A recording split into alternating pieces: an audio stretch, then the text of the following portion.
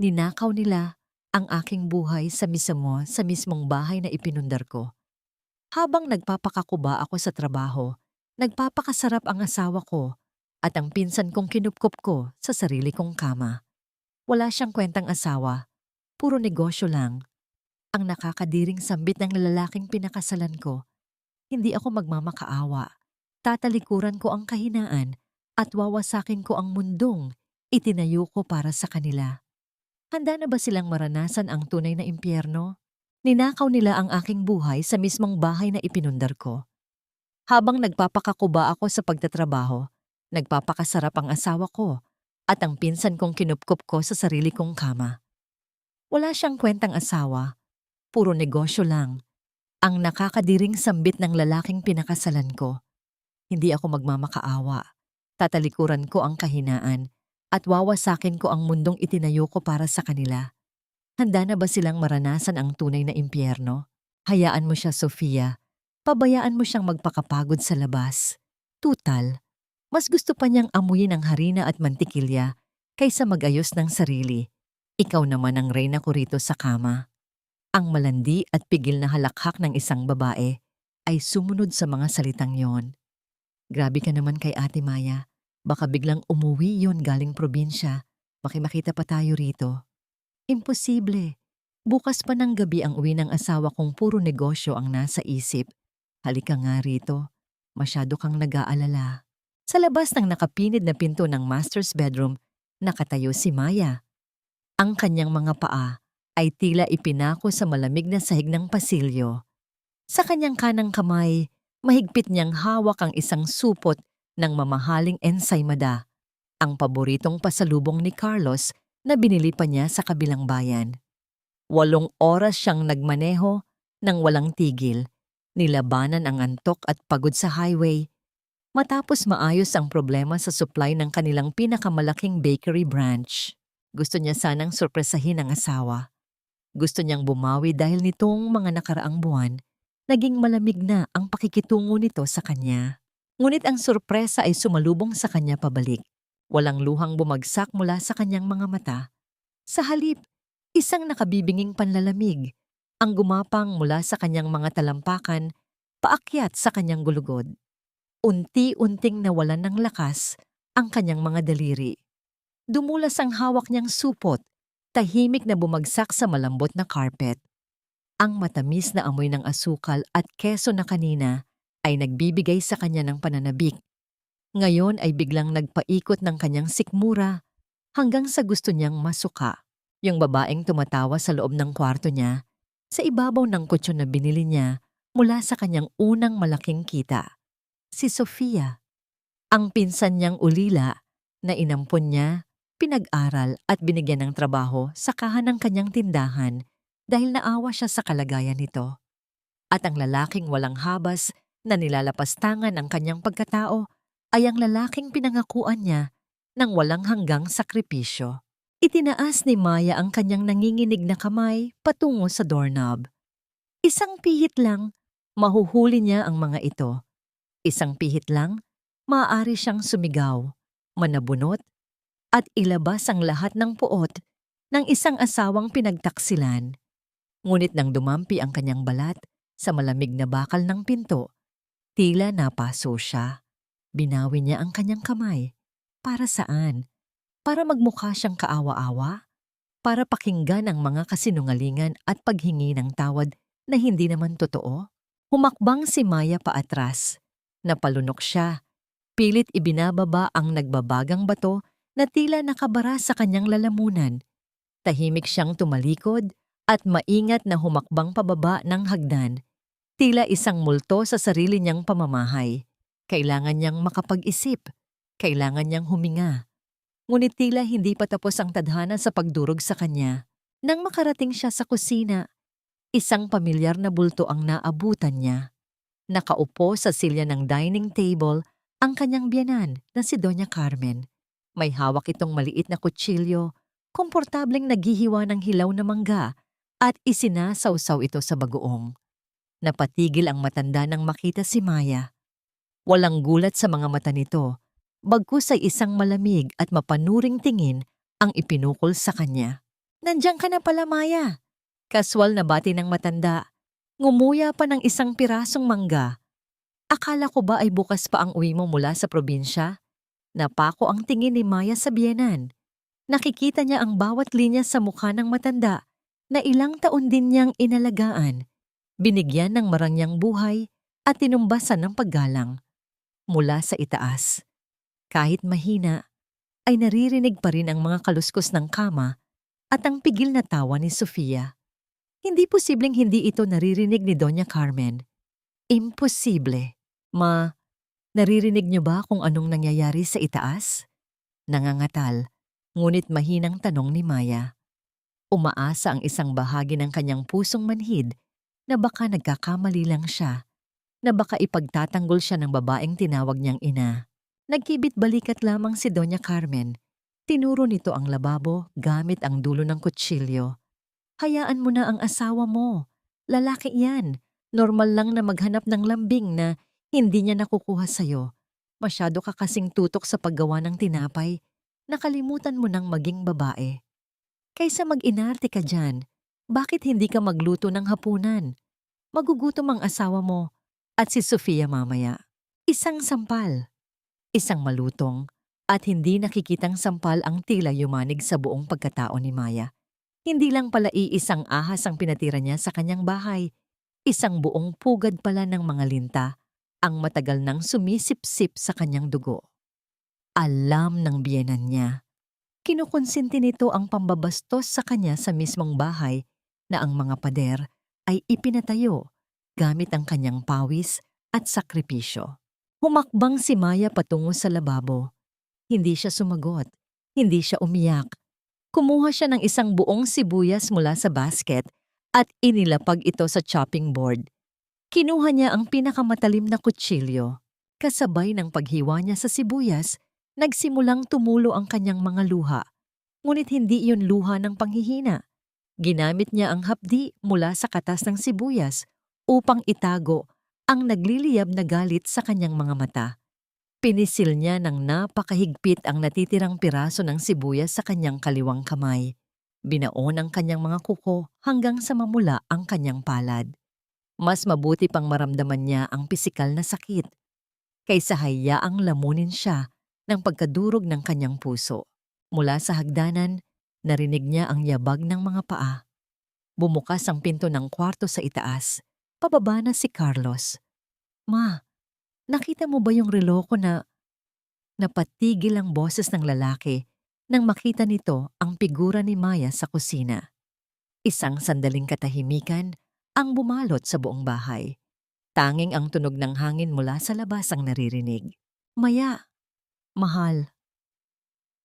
Ang boses ni Carlos ay biglang nagbago. Naging malambing, naging maamo. Ang perpektong boses ng isang huwarang asawa.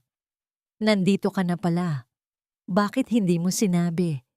E di sana nasundo kita sa terminal. Hindi lumingon si Maya. Nakatitig lamang siya sa malamig na talim ng kutsilyong hawak niya. Nakikita niya rito ang refleksyon ng sarili niyang mga mata. Mga matang namatay na. At ngayon ay handa ng muling mabuhay para maningil. Ihiharap ba niya ang hawak na patalim sa lalaking pumatay sa kanyang kaluluwa? O ibabaon niya muna ito ng palihim hanggang sa dumating ang tamang panahon para ubusin silang lahat? Humarap si Maya. Ang kanyang mukha ay isang pader ng kawalan ng emosyon na binuo niya sa loob lamang ng ilang minuto. Ibinaba niya ang kutsilyo sa tabi ng mga nahiwang sibuyas at pinanood ang kanyang asawa na lumapit. Ang bawat hakbang ni Carlos ay tila isang insulto sa kanyang pandinig. Amoy na amoy pa rin niya rito ang pabango ni Sofia. Isang amoy na dati ay itinuturing niyang pamilyar at masaya. Ngunit ngayon ay tila lason na sumusuffocate sa kanyang hininga. Napagod ka ba sa biyahe, mahal? Tanong ni Carlos habang tinatangkang haplusin ang balikat ni Maya. Mabilis ngunit banayad na umiwas si Maya. Nagkunwaring may inaabot na baso sa cabinet. Hindi niya kayang hayaang dumapo ang mga kamay na yon sa kanyang balat. Medyo. Maraming kailangang ayusin sa branch. Maikling sagot ni Maya. Ang kanyang boses ay patag. Walang anumang bahid ng galit na kanina ay nagpupumiglas sa kanyang dibdib. Eksakto namang bumaba si Sofia mula sa hagdanan. Nakasuot ito ng isang manipis na duster. Ang buhok ay tila basa pa at bahagyang magulo. Ang kanyang mga mata ay nanlaki nang makita si Maya, ngunit mabilis din itong napalitan ng isang mapanlinlang na ngiti. Ate Maya, nandyan ka na pala. Akala ko ba bukas pa ang uwi mo? Sayang naman, hindi kita na ipagluto ng paborito mong sinigang. Tinitigan ni Maya ang kanyang pinsan. Nakikita niya sa leeg nito ang isang maliit at mapulang marka na bahagyang tinatago ng hibla ng buhok. Ang daling magpanggap, ang daling magsinungaling ng taong tinulungan mong makaahon sa hirap. Huwag kang mag-alala, Sofia. Marami pa tayong oras para magluto at para mag-usap. Sabi ni Maya, binibigyang diin ang bawat salita. Naupo silang tatlo sa hapagkainan kasama si Doña Carmen. Ang hapunan na dapat ay puno ng kwentuhan tungkol sa pag-unlad ng negosyo ay naging isang entablado ng pagbabalat kayo. Habang kumakain, hindi napigilan ni Carlos na magreklamo. Alam mo Maya, dapat siguro ay kumuha ka na ng mas maraming manager. Masyado ka nang nalulubog sa trabaho.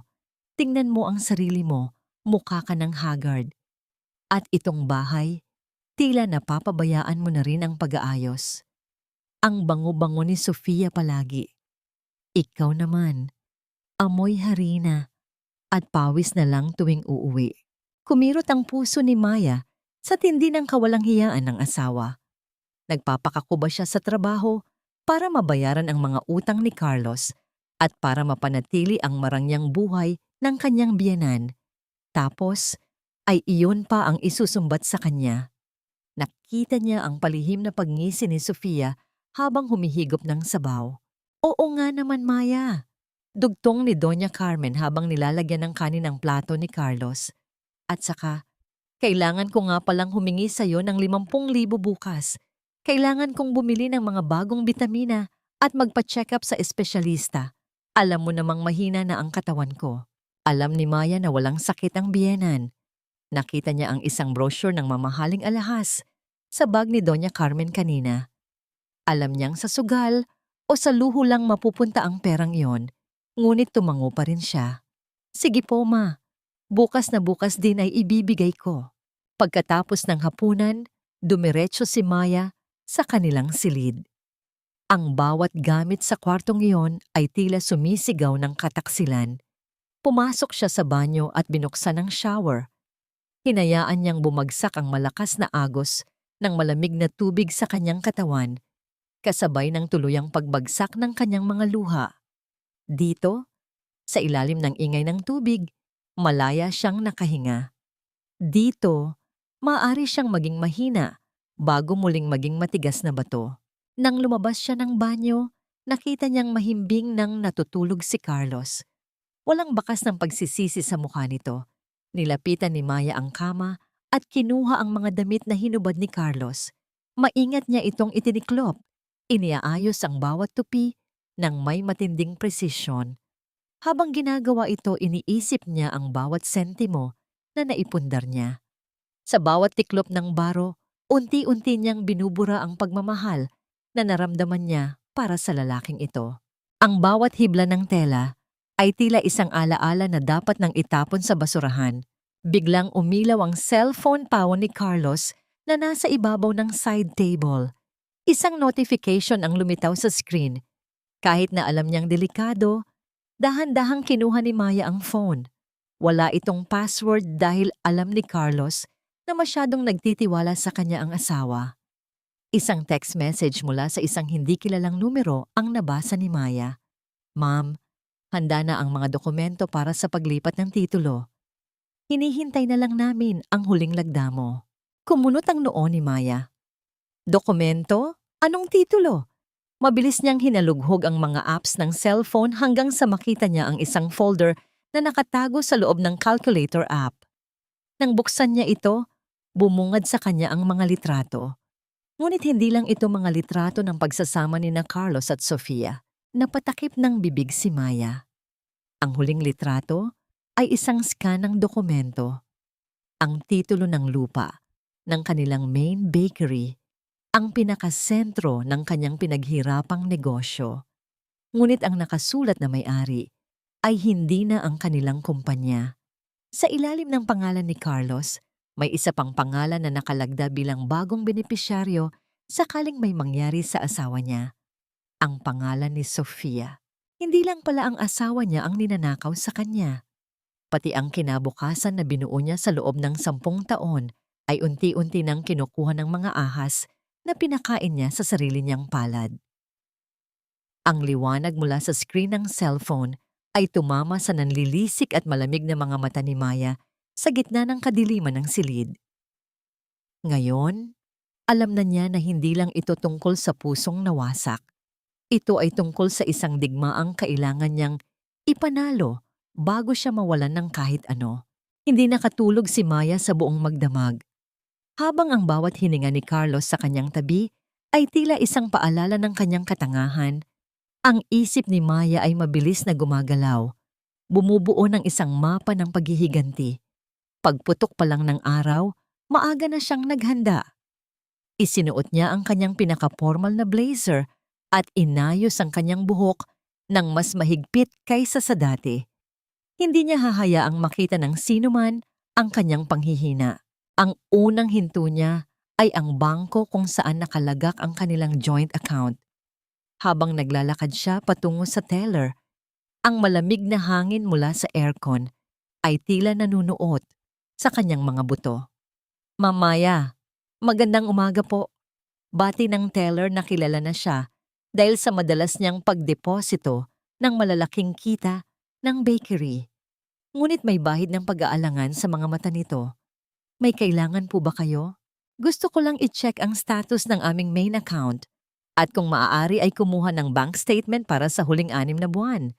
Mahinahong sagot ni Maya. Nang iabot sa kanya ang mga dokumento, tila tumigil ang pagtibok ng puso ni Maya. Ang mga numero sa papel ay hindi nagsisinungaling. Libo-libong piso ang unti-unting inilalabas ni Carlos sa loob ng nakaraang 3 buwan.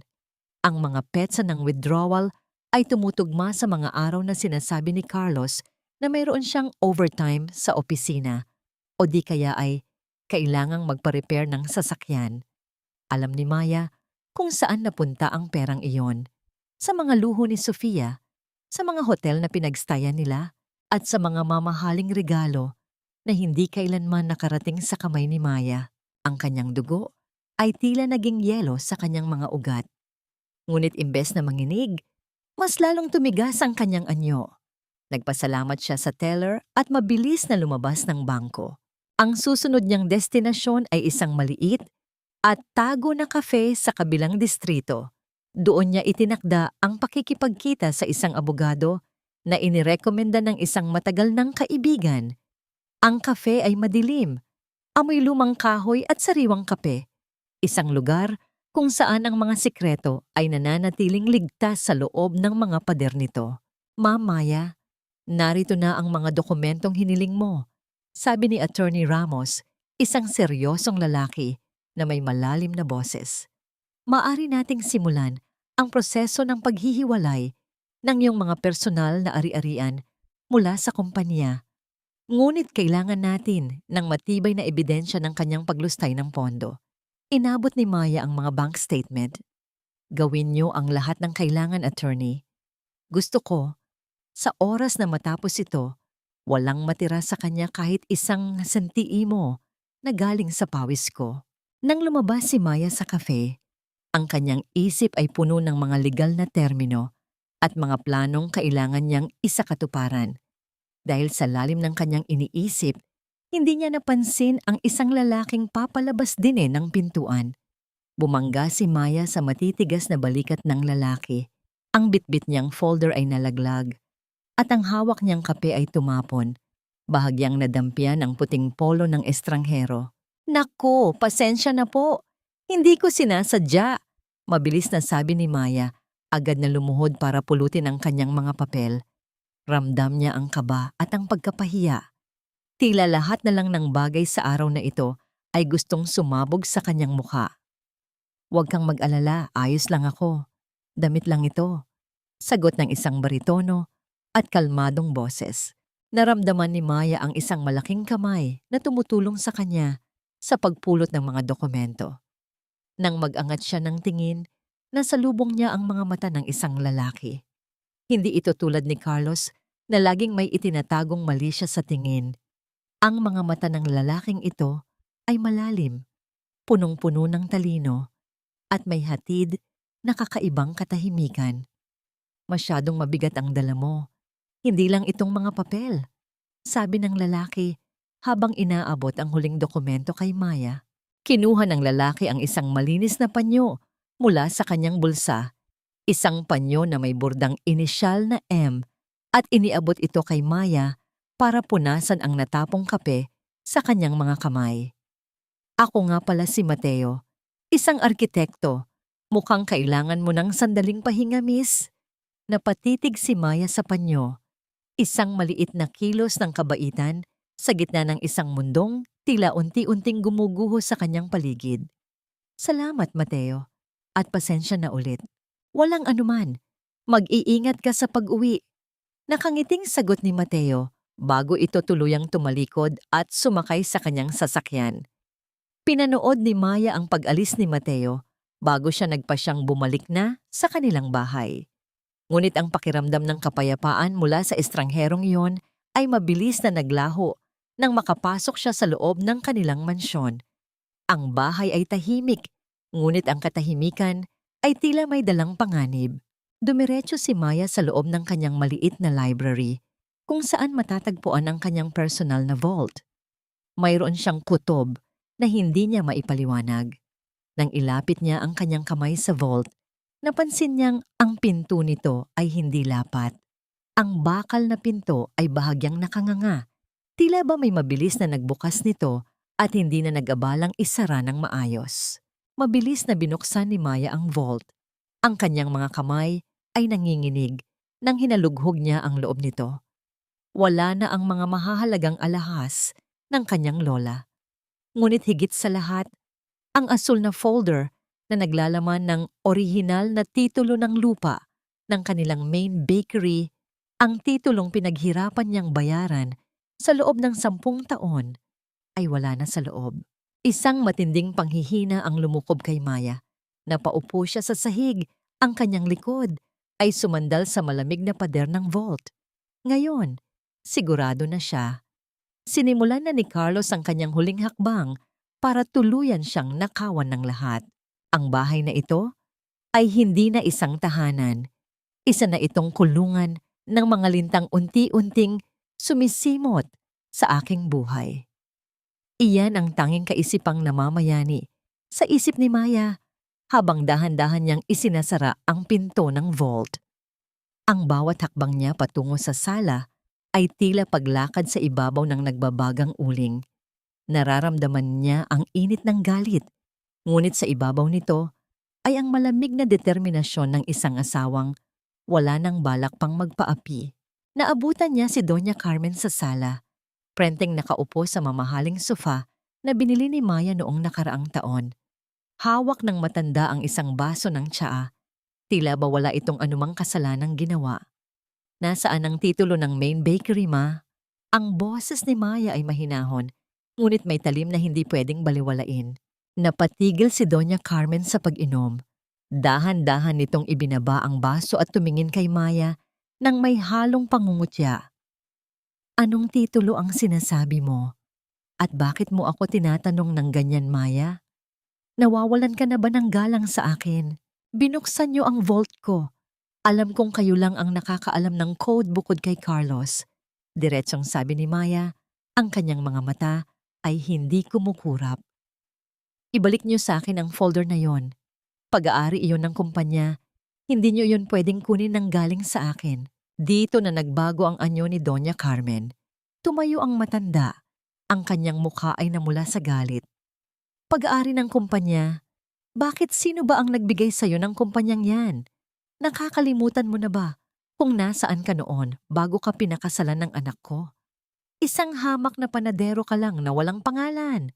Ang pamilya namin ang nagbigay sa'yo ng puhunan, Kami ang nag-ahon sa'yo sa hirap. Puhunan? Napatawa ng mapait si Maya, isang tawang walang bahid ng saya. Ang puhunang sinasabi nyo ay ang maliit na halagang ipinahiram nyo sa akin 10 taon na ang nakalilipas, na binayaran ko na ng maka-100 beses sa pamamagitan ng pagpapakakuba ko sa trabaho. Ako ang nagpalaki ng negosyong ito, Ma. Habang kayo ay nagsusugal at nagpapasarap, ako ang gumigising ng 3:00 ng madaling araw para magmasa ng harina. Wala kang utang na loob.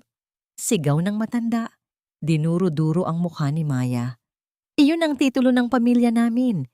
Karapatan ni Carlos na hawakan iyon dahil siya ang lalaki sa bahay na ito. Hindi ka dapat nagtatago ng ganoong kahalagang dokumento mula sa asawa mo. Masyado kang madamot, Maya. Masyado kang naging gahaman sa pera, kaya pati kaming pamilya mo ay pinagdududahan mo. Eksaktong pumasok si Carlos sa sala, kasunod si Sofia na nakatungo ngunit may nakakalokong nangiti sa mga labi. Agad na lumapit si Carlos sa kanyang ina. Tila ba ito ang biktima? Anong nangyayari rito? Bakit mo sinisigawan ang nanay ko, Maya? Galit na tanong ni Carlos, ang kanyang mga mata ay nanlilisik. Nasaan ang titulo, Carlos? Alam kong kinuha niyo yon sa vault. Diretsong tanong ni Maya. Kinuha ko dahil kailangan. Sagot ni Carlos, walang bakas ng hiya. Masyado mo nang kinokontrol ang lahat, Maya. Pati ang mga ari-ari ang dapat ay para sa ating lahat. Ikaw lang ang humahawak. Isang pamilya tayo rito. Bakit mo kami pinagdadamutan? Tama si Mama. Kailangan mong matutong magtiwala. Ginagawa ko lang ang tama para protektahan ang interes nating lahat. Protektahan? Halos mabulunan si Maya sa tindi ng kaplastikan ng asawa. O baka naman protektahan ang mga luho nyo? Nakita ko ang mga withdrawal sa bangko, Carlos. Nakita ko kung paano mo unti-unting inuubos ang pera na pinaghirapan ko. Pera natin iyon, Maya. Huwag mong sarilinin ang lahat. Bulyaw ni Carlos.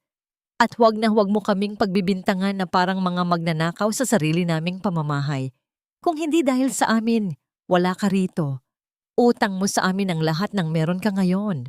Sa gitna ng sigawan, naramdaman ni Maya ang panginginig ng kanyang mga kamay. Ngunit sa loob ng kanyang bulsa, ang kanyang daliri ay mahigpit na nakapindot sa kanyang cellphone. Kanina pa nakabukas ang audio recorder. Ang bawat panunumbat, ang bawat pag-amin ni Carlos tungkol sa pagkuha ng titulo at ang bawat mapanakit na salita ni Doña Carmen ay malinaw na naitatala. Pasensya na po kung naging ganoon ang tingin ko. Biglang sabi ni Maya. Ang kanyang boses ay biglang lumambot at nagmukhang sumusuko. Masyado lang siguro akong pagod. Akala ko kasi ay mawawala ang lahat ng pinaghirapan natin. Nakita ni Maya ang pagluwag ng mukha ni Carlos at ang mapagmataas na tingin ni Doña Carmen. Akala nila ay nanalo na sila. Akala nila ay muli nilang napaamo ang martir na si Maya.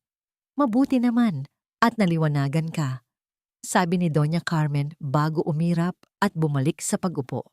Hating gabi na nang mapansin ni Maya na wala sa tabi niya si Carlos. Dahan-dahan siyang bumangon at lumabas ng kwarto. Nakita niya ang isang manipis na liwanag mula sa pintuan ng library. Lumapit siya ng napakatahimik, pinipigilan maging ang sariling hininga. Narinig niya ang boses ni Carlos, pabulong ngunit puno ng pananabik sa telepono. Oo, Sofia, nakausap ko na ang bangko. Bukas na bukas din ay maipapasok ko na ang titulo bilang collateral. Makukuha na natin ang pera para sa down payment ng kondo mo sa Makati. Huwag kang mag-alala. Hindi malalaman ng asawa ko. Akala niya ay naniwala na siya sa drama ni Mama kanina. Konting tiis na lang, mahal. Mapapaalis na rin natin siya at mapapasakamay na natin ang buong bakery. Napahawak si Maya sa malamig na pader ng pasilyo. Ang kanyang puso ay tila pinipiga ng isang dambuhalang kamay, ngunit ang kanyang mga mata ay tuyo. Wala nang luhang natitira para sa lalaking ito.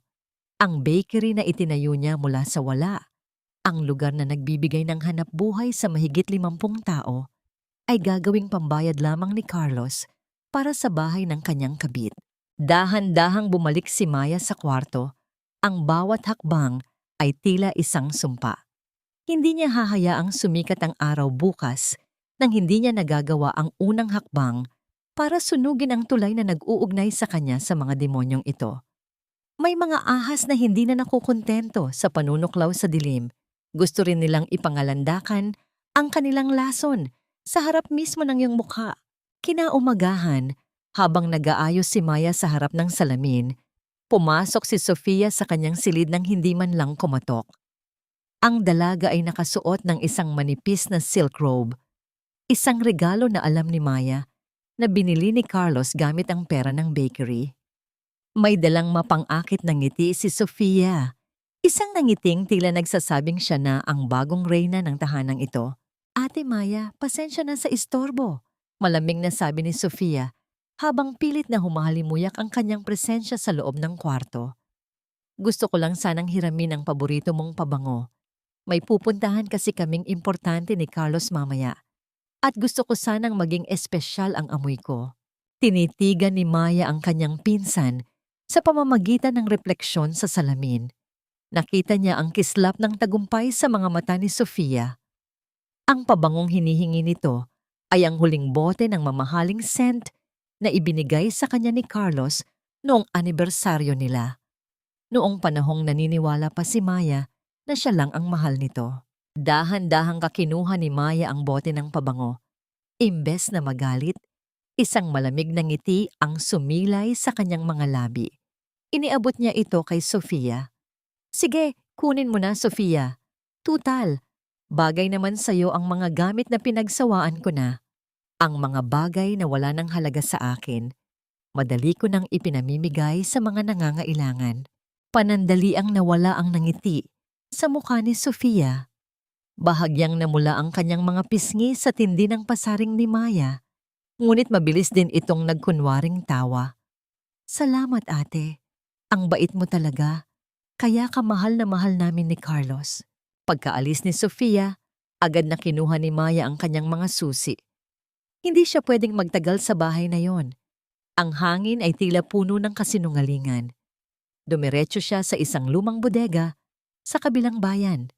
Isang lugar na lihim niyang binili gamit ang perang itinabi niya bago pa man maging ganito kalala ang sitwasyon. Doon ay naghihintay si Mateo. Ang arkitekto ay abala sa pagsusuri ng mga lumang pader, hawak ang isang blueprint. Nang makita niya si Maya, agad siyang tumigil at naglakad patungo rito. Ang kanyang mga mata ay nagpapakita ng isang uri ng pag-aalala na matagal nang hindi nararamdaman ni Maya mula sa ibang tao. Maayos na ang plano para sa renovation, Maya. Panimula ni Mateo, ang boses ay kalmado at puno ng katiyakan. Gagawin nating pinakamodernong bakery ang lugar na ito. Walang makakaalam na dito mo ililipat ang puso ng iyong negosyo. Salamat, Mateo. Ikaw lang ang mapagkakatiwalaan ko ngayon. Bulong ni Maya habang tinitingnan ang paligid. Nang iabot ni Maya ang ilang dokumento kay Mateo, bahagyang naisingit ang kanyang manggas at tumambad ang isang madilim na pasa sa kanyang braso. Ang marka ng mahigpit na pagkakahawak ni Carlos sa kanya noong nagdaang gabi sa gitna ng kanilang pag-aaway. Napatigil si Mateo. Tinitigan niya ang pasa at nakita ni Maya ang pag-igting ng panga ng arkitekto. Ngunit hindi ito nagtanong ng pabalbal. Hindi niya pinilit si Maya na magkwento. Sa halip, kinuha ni Mateo ang isang maliit na yelo mula sa kanyang cooler at binalot ito sa isang malinis na tela. Huwag mong hahayaang mabulok ang sakit sa loob mo, Maya, sabi ni Mateo habang dahan-dahang inilalagay ang yelo sa tabi ng kamay ni Maya sa ibabaw ng lamesa. Tinitiyak na hindi niya ito direktang hahawakan upang hindi siya mabigla. Minsan, ang katahimikan ay hindi tanda ng kahinaan, kundi paghahanda para sa isang mas malakas na bagyo. Naramdaman ni Maya ang isang kakaibang init sa kanyang dibdib. Ang simpleng pagkalinga ni Mateo, Ang pagrespeto nito sa kanyang katahimikan ay tila isang haplos sa kanyang sugatang kaluluwa. Sa sandaling iyon, ang distansya sa pagitan nila ay tila naglaho, napalitan ng isang tahimik na pangako ng proteksyon. Ngunit ang kapayapaang iyon ay panandalian lamang. Pag-uwi ni Maya sa mansyon, sinalubong siya ng isang tanawing hindi niya inaasahan. Ang sala ay puno ng mga maleta. Si Doña Carmen ay abalang nag-uutos sa mga katulong habang si Carlos ay may hawak na mga dokumento at pasaporte. "Anong meron? Saan kayo pupunta?" tanong ni Maya. Pilit na pinapakalma ang kanyang boses. "Ah, Maya," kaswal na sagot ni Carlos, hindi man lang tumitingin sa kanya. "Kailangan naming pumunta sa probinsya para sa isang biglaang business trip. Si Mama ay kailangang magpahinga at may aasikasuhin akong mga bagong supplier doon. Baka abutin kami ng 1 linggo." Napatingin si Maya sa mga tiket na nasa ibabaw ng lamesa. Hindi yun biyahe pa probinsya. Malinaw na nakasulat ang destinasyon, Boracay. At may 3 tiket doon. Ang pangatlong tiket ay hindi para sa kanya. Nakapangalan ito kay Sofia. "Business trip?" Ulit ni Maya, ang kanyang tinig ay malamig at puno ng pait na itinatago. "Kailan pa naging bahagi ng business trip ang Boracay, Carlos?" Napatigil si Carlos. Ngunit bago pa siya makapagsalita, sumabat na si Doña Carmen ng may matalas na tono. "Huwag ka ng maraming tanong, Maya. Ang mahalaga ay maasikaso ni Carlos ang dapat asikasuhin habang ako ay nagpapagaling. Magpasalamat ka na lang at may asawa kang masipag. Manatili ka rito at bantayan ang bakery. Huwag mong hayaang malugi ang negosyo habang wala kami." Pinanood ni Maya ang tatlo habang masayang nagsasampay ng kanilang mga gamit sa sasakyan. Iniwan nila siyang mag-isa sa malaking bahay habang sila ay magpapakasasa sa pera na galing sa kanyang paghihirap. Habang umaandar ang sasakyan palayo, tumayo si Maya sa gitna ng sala.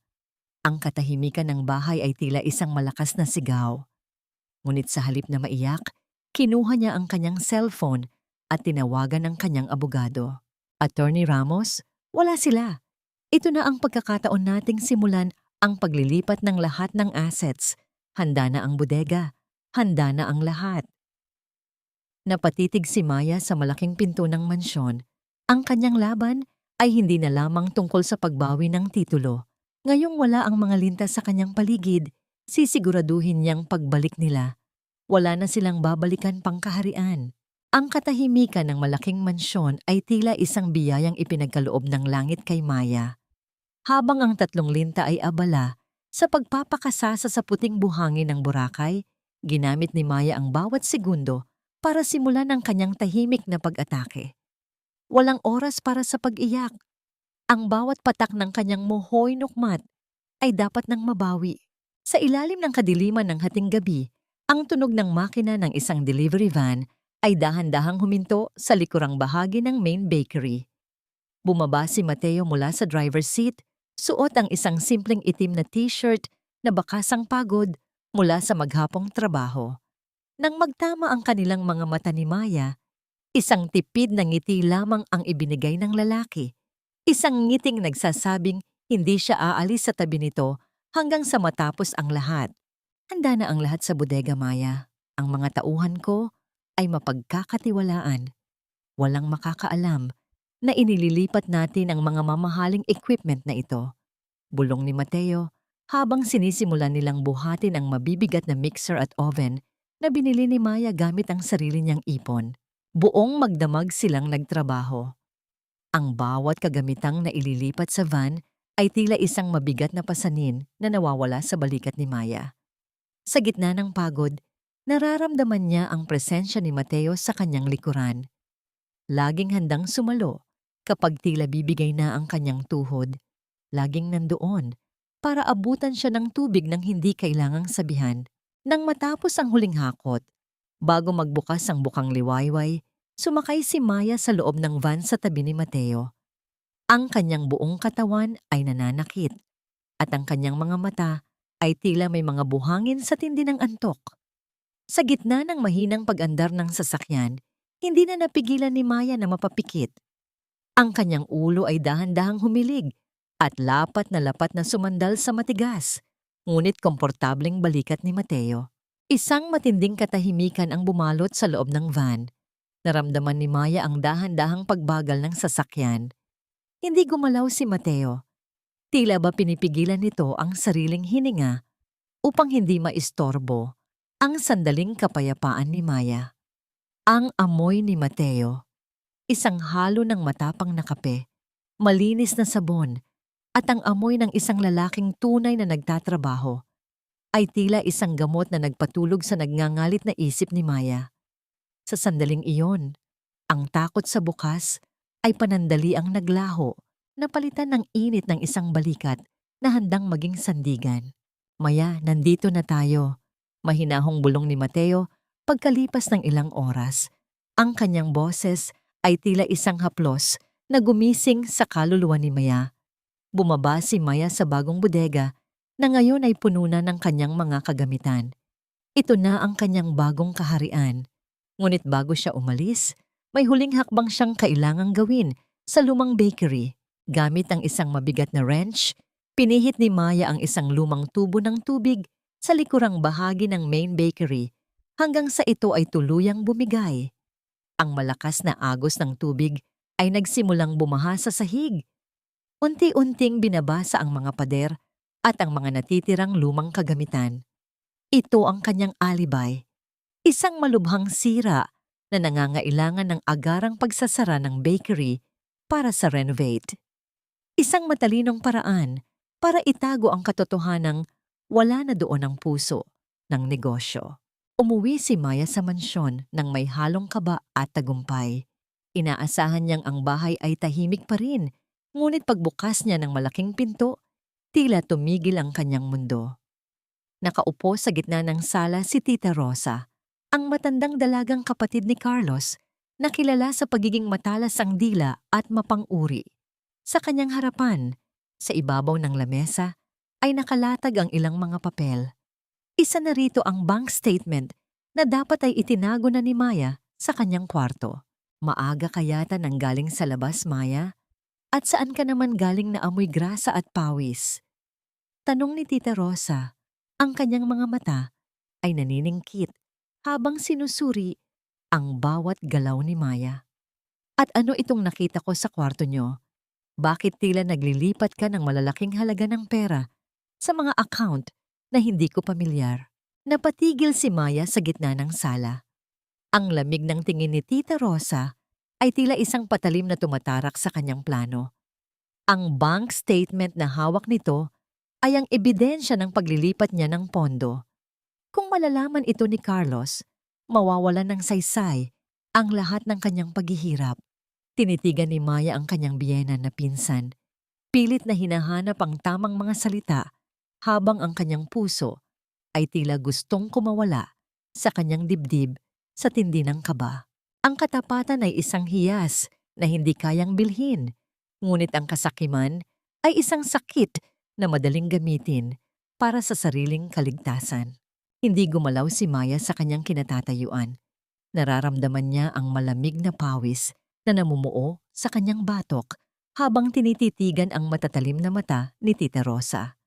Ang bawat segundo ng katahimikan ay tila isang timer ng bombang malapit nang sumabog.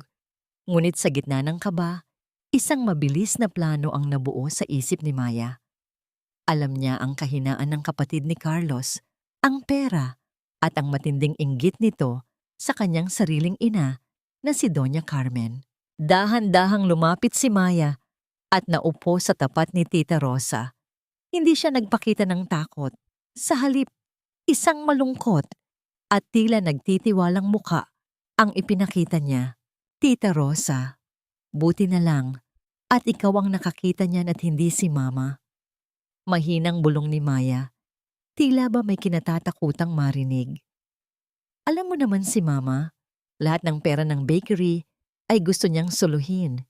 Ang totoo niyan, inililipat ko ang mga pondong yan para itabi. Ayaw ko nang maubos ang pera sa sugal at luho ni Mama, habang ikaw na kapatid ni Carlos ay halos wala nang natatanggap mula sa kanya. Napatigil si Tita Rosa. Ang kanyang mapanghusgang anyo ay unti-unting napalitan ng interes. Ano ang ibig mong sabihin, Maya? Alam mo naman kung gaano kamahal ni Carlos si Mama. Lahat ng hilingin nito, ibinibigay niya. Pero ikaw, tita, kailan ka huling nakatanggap ng tunay na regalo o share mula sa kita namin? Kinuha ni Maya ang kanyang pitaka at inilabas ang isang makapal na bundle ng pera, isang halagang sapat para manahimik ang kahit sinong sakim. Inilapag niya ito sa harap ni Tita Rosa. Para sa inyo ito, tita. Isang maliit na bahagi ng itinabi ko. Huwag na nating abalahin sina Carlos sa Boracay. Hayaan nating isipin ni Mama na kontrolado niya ang lahat. Habang tayo ay may sariling seguridad, tinitigan ni Tita Rosa ang pera. Pagkaraan ng ilang sandali, mabilis nitong kinuha ang bundle at isinilid sa kanyang bag. Tama ka, Maya. Masyado na ngang matapobre ang kapatid ko at si Carmen. Sige, wala akong nakita. Wala akong narinig. Nakahinga ng maluwag si Maya, ngunit alam niyang pansamantala lamang ito. Kinabukasan, ang katahimikan ng bahay ay nabulabog ng isang malakas na pagbalandra ng pinto na yumanig sa buong sala. Umuwi na sina Carlos, Doña Carmen at Sofia mula sa Boracay. Amoy dagat pa sila, ngunit ang kanilang mga muka ay tila naging madilim nang makita ang balita tungkol sa main bakery. Ano itong nabalitaan ko, Maya? Bakit sarado ang bakery? Anong nasirang tubo ang sinasabi ng mga tauhan doon? Sigaw ni Carlos habang ibinabato ang kanyang maleta sa sahig. Galit na galit ito dahil ang inaasahan niyang malaking kita para sa linggong yon ay nawala. Nagkaroon ng malubhang sira sa plumbing, Carlos. Binaha ang buong kusina. Hindi tayo pwedeng mag-operate dahil sa sanitary permits. Mahinahong paliwanag ni Maya, kahit na ang totoo ay siya mismo ang sumira sa tubo. Napaka-inutil mo talaga. Sabat ni Doña Carmen habang pinapaypayan ang sarili. Isang linggo lang kaming nawala. Hinayaan mo nang mabulok ang negosyo. Paano na ang mga bayarin namin? Paano na ang panggastos ko sa bahay? Sumingit si Sofia, nagkunwaring nag-aalala, pero ang totoo ay nanggagatong lamang. Ate Maya, sana ay sinabihan mo kami agad. Mukhang hindi mo na yata kayang hawakan ang stress ng bakery. Baka kailangan mo nang magpahinga at hayaan mo na si Carlos ang mag-manage ng lahat. Hinawakan ni Carlos ang braso ni Maya ng napakahigpit, sapat na para mamula ang balat nito. Tama si Sofia. Masyado ka nang nagiging pabaya. Pirmahan mo ito. Inilapag ni Carlos ang isang dokumento sa ibabaw ng lamesa, isang special power of attorney na magbibigay sa kanya ng buong kapangyarihan na ibenta, isangla o ilipat ang anumang ari-arian ng kumpanya nang wala ng paalam kay Maya. Carlos, hindi ko pwedeng ibigay ang lahat ng ganoon lang. Pilit na pagmamatigas ni Maya. Pipirma ka o lalo lang tayong lulubog sa utang dahil sa kapabayaan mo. Bulyaw ni Carlos. Huwag mong hintayin na mawalan ako ng pasensya sa iyo, Maya. Tumalikod si Maya at tumingin sa malaking salamin ng bintana sa sala. Nakita niya ang sarili niyang refleksyon. Isang babaeng pagod, may pasa sa braso, at tila talunan. Ngunit sa likod ng mga matang yon, may isang apoy na hindi kailanman mamamatay. Isang pangako sa sarili na ito na ang huling pagkakataon nahahawakan siya ng mga maruruming kamay ni Carlos. Dahan-dahang kinuha ni Maya ang ballpen. Sa harap ni na Carlos, Doña Carmen at Sofia na tila mga buwayang naghihintay ng biktima, pinirmahan ni Maya ang dokumento. Nakita niya ang pagliwanag ng mukha ni Carlos. Ang mukha ng isang lalaking akala ay nakuha na ang ginto mula sa kanyang asawa. Mabuti naman at natauhan ka, sabi ni Carlos. Mabilis na kinuha ang papel at isinilid sa kanyang folder. Bukas na bukas, aayusin ko na ang lahat sa bangko. Kinabukasan ng umaga, habang mahimbing pang natutulog ang lahat, tahimik na nagtimpla ng kape si Maya. Narinig niya ang sasakyan ni Carlos na umalis. Titiyak itong dumiretso sa bangko para i-access ang mga accounts at isangla ang titulo ng bakery na ninakaw nito sa vault. Lumipas ang 2 oras. Nakaupo si Maya sa veranda, tila hinihintay ang pagdating ng isang bagyo. At hindi siya nabigo. Ang tunog ng sasakyan ni Carlos na padabog na pumarada sa driveway ay narinig hanggang sa loob ng bahay. Lumabas si Carlos mula sa kotse. Ang mukha ay kulay ube sa tindi ng galit. Patakbo itong pumasok sa loob ng bahay, hinahanap si Maya. "Maya, anong ginawa mo?" Sigaw ni Carlos, halos mapunit ang kanyang lalamunan sa tindi ng buyaw. Bakit sinabi ng bangko na ang papel na ito ay walang bisa? At bakit naka-freeze ang lahat ng accounts ng kumpanya? Nasaan ang pera, Maya? Nasaan ang pera? Tumingin si Maya sa asawa. Dahan-dahang ibinaba ang kanyang tasa ng kape. Ang katahimikan sa kanyang muka ay ang pinakatakot-takot na sagot na natanggap ni Carlos sa buong buhay nito. Ang pinakamatamis na ngiti ay madalas nagtatago ng pinakamatalim na patalim. At ang pinakamalakas na sigaw ay madalas nagmumula sa isang pusong wala ng balak pang magpakumbaba. Ang mukha ni Carlos ay hindi na maipinta. Ang kanyang mga ugat sa leeg ay tila puputok na sa tindi ng galit, habang iwinawagayway ang walang kwentang piraso ng papel sa harap ni Maya. Anong laro ito, Maya? Anong ibig sabihin ng bangko na ang lagda mo rito ay hindi tumutugma sa records nila? Sinadya mo ito, di ba? Sinadya mong lokohin ako. Nanatiling nakaupo si Maya. Ang kanyang likod ay tuwid na tuwid. Tumingin siya kay Carlos nang may halong pandidiri at pagkaawa. Hindi ko kailangang maglaro, Carlos. Ang tanging ginawa ko lang ay protektahan ang kumpanya mula sa isang magnanakaw. Magnanakaw? Isang malakas na kalampag ang ginawa ni Carlos sa lamesa. Bahay ko ito. Kumpanya ko ito. Ako ang asawa mo, Maya. Lahat ng sayo ay sakin din. Wala kang pag-aari rito, Carlos. Malamig na sagot ni Maya. Ang bahay na ito ay nakapangalan sa akin. Bago pa tayo ikasal, ang bakery ay itinayo ko gamit ang sarili kong pera. Ang tanging dinala mo sa pagsasama nating ito ay ang iyong mga dumi na ako ang laging naglilinis. Dito na sumugod si Doña Carmen mula sa kusina. Kasunod si Sofia na kunwaring umiiyak. Walang hiya ka talaga, Maya. Pinalaki ka namin sa loob ng pamilyang ito.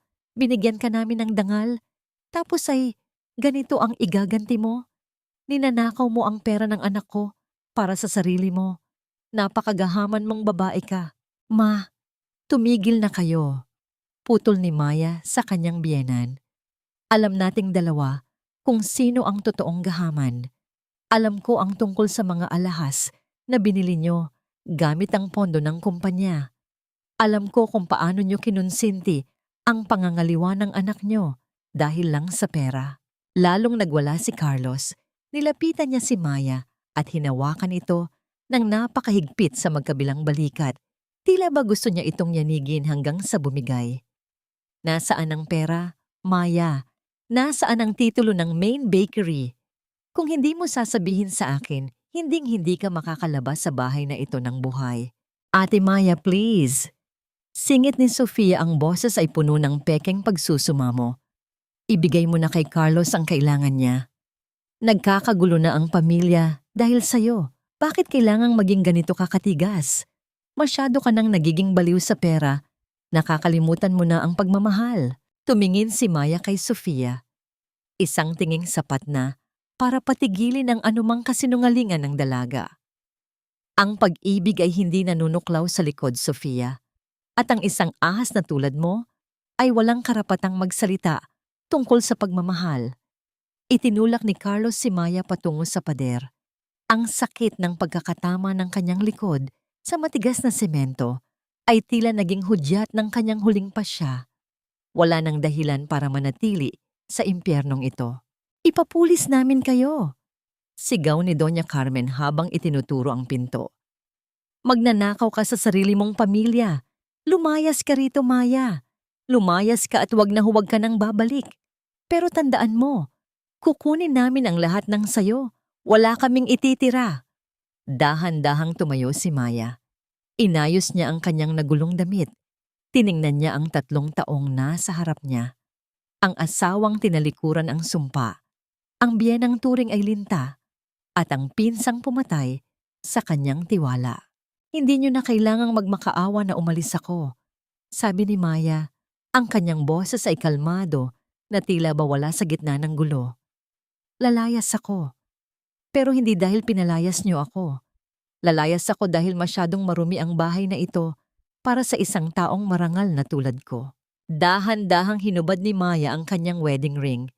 Tinitigan niya muna ito, ang simbolo ng 10 taong pagkakamali. Pagkatapos ay binitawan niya ito. Ang gintong singsing ay bumagsak sa sahig, gumulong, at huminto sa putikang sapatos ni Carlos. Isama niyo na yan sa mga ninakaw niyo sa akin, huling sabi ni Maya bago siya tumalikod at naglakad palabas ng pinto. Wala siyang dalang kahit anong gamit. Walang maleta, walang pera sa bulsa, tanging ang suot niyang damit at ang cellphone na naglalaman ng lahat ng katotohanan. Paglabas niya ng gate, bumuhos ang isang napakalakas na ulan. Tila ba nakikiramay ang langit sa bigat ng kanyang nararamdaman. Nagsimulang maglakad si Maya sa gilid ng kalsada, basang-basa at nanginginig sa lamig. Ang bawat patak ng ulan ay tila naghuhugas sa mga taon ng pang-aapi na tiniis niya. Malungkot siya. Oo, ngunit sa ilalim ng sakit na yon ay may isang uri ng kalayaan na ngayon lang niya nalasap. Isang itim na sasakyan ang dahan-dahang huminto sa kanyang tabi. Ang liwanag mula sa headlight nito ay tumama sa kanyang mga mata. Bumukas ang bintana sa gilid ng driver at doon ay sumungaw ang mukha ni Mateo.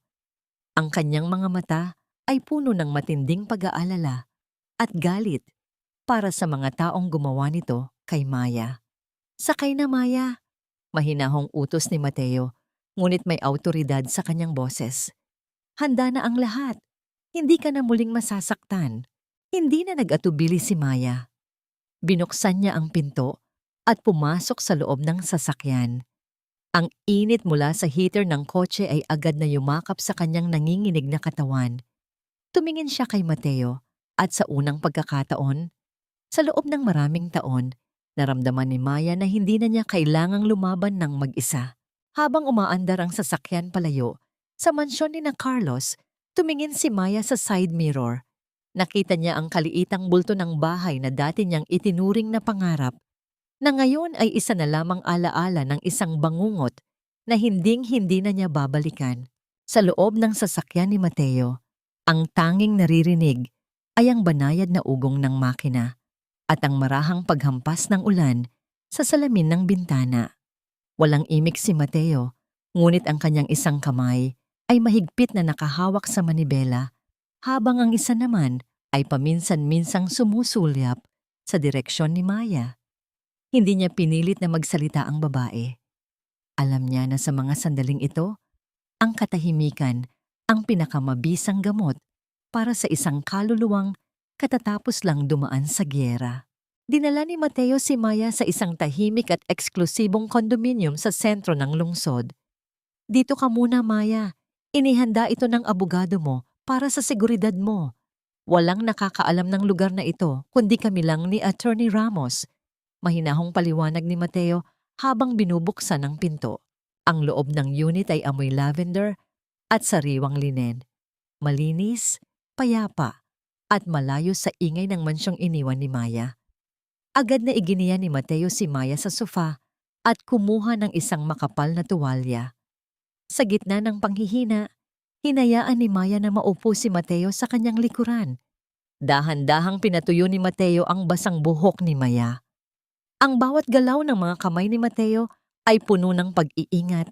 Tila ba ang hawak niya ay isang napakamahal at marupok na porselana na natatakot siyang mabasag sa kaunting pagkakamali. Salamat, Mateo. Hindi ko alam kung ano ang gagawin ko kung hindi ka dumating. Bulong ni Maya, ang kanyang boses ay nanginginig pa rin sa pagod. Huwag mo nang isipin iyon. Ang mahalaga, ligtas ka na, sagot ni Mateo. Tumayo siya at nagpunta sa kusina para ipagtimpla si Maya ng mainit na sabaw. Ang bawat kilos ng lalaki ay nagpapakita ng isang uri ng kalinga na kailanman ay hindi na ibigay ni Carlos, isang pag-aalagang hindi naghihintay ng kapalit. Habang humihigop ng sabaw, naramdaman ni Maya ang uent-unting pagbigat ng kanyang mga mata.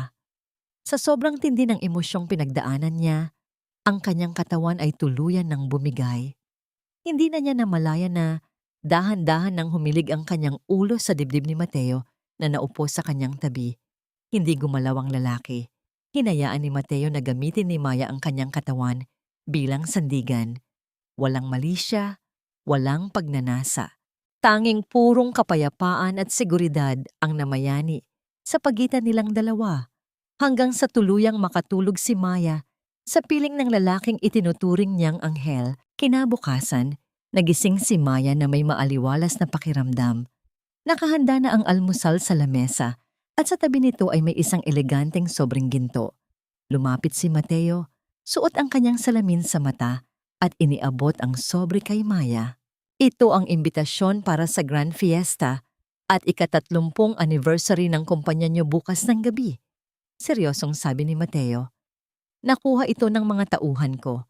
Balak ni Carlos na gamitin ang gabing iyon para formal na ipakilala si Sofia bilang bagong CEO at itakwil ka sa harap ng lahat ng inyong mga business partners. Isang malamig na ngiti ang sumilay sa mga labi ni Maya. CEO? Ang lakas ng loob nilang ipagdiwang ang tagumpay na ninakaw lang nila. Hindi nila alam na ang kumpanyang ipinagmamalaki nila ay isang bakanteng shell na lang. Dagdag ni Mateo. Inilabas ni Mateo ang isang malaking box mula sa kanyang tabi. Gusto kong isuot mo ito bukas para maalala nila kung sino ang totoong reyna na tinalikuran nila. Nang buksan ni Maya ang box, bumungad sa kanya ang isang napakagandang pulang bestida. Ang kulay nito ay kasing tingkad ng dugo at kasing tapang ng apoy. Ito ay isang simbolo ng muling pagkabuhay, isang pahayag na ang babaeng binaliwala nila ay nagbabalik para bawiin ang lahat. Hindi ka na ang Maya na laging nakayuko at sumusunod, Maya. Bulong ni Mateo habang nakatitig sa kanyang mga mata. Ikaw na ang reynang magpapabagsak sa kanila. Dumating ang gabi ng fiesta.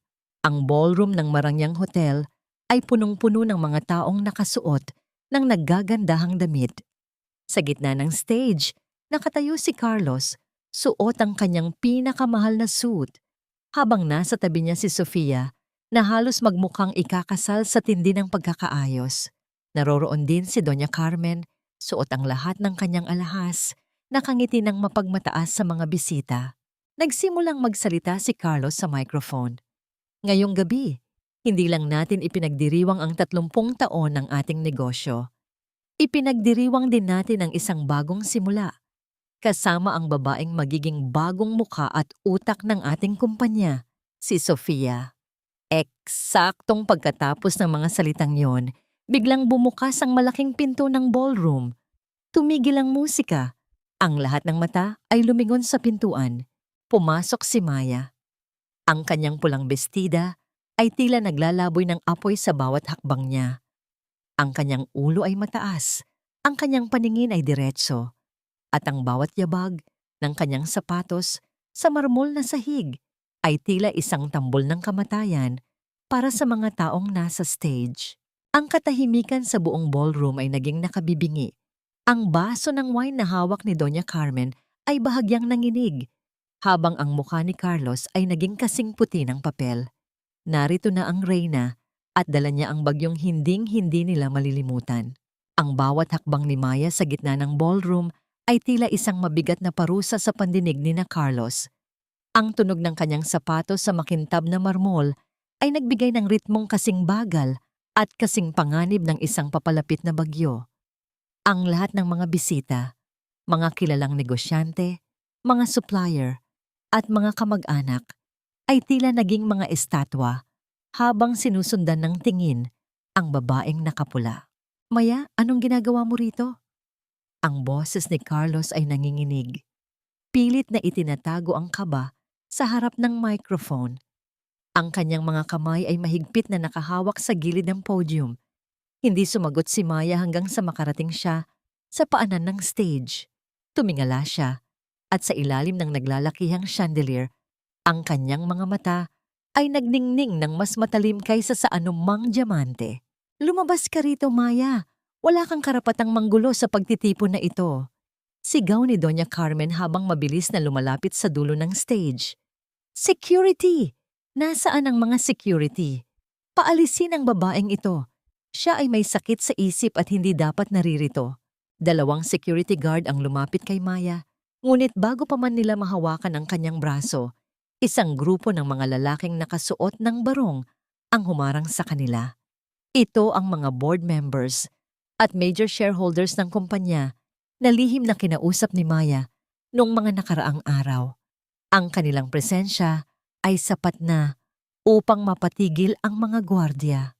Hayaan niyo siyang magsalita, mariing sabi ng isa sa mga shareholders. Umakyat si Maya sa stage nang may dangal na tila ba sa kanya talaga ang entabladong yon. Lumapit siya kay Carlos na ngayon ay tila isang basang sisiw sa tabi ni Sofia. Ang dalaga ay nagsimulang gumanap sa kanyang paboritong papel, ang biktima. Ang mga mata ni Sofia ay napuno ng pekeng luha habang nakakapit sa braso ni Carlos. Ate Maya, wag naman dito. Nakakahiya sa mga tao. Pabulong na sabi ni Sofia. Sapat na para marinig ng mga nasa unahang lamesa. Naguguluhan ka lang siguro dahil sa mga nangyayari. Mag-usap tayo sa labas ng maayos. Tumingin si Maya kay Sofia nang may malamig na ngiti. Nakakahiya. Ang nakakahiya, Sofia, ay ang pagnanakaw sa taong nagbigay sa iyo ng bubong at pagkain.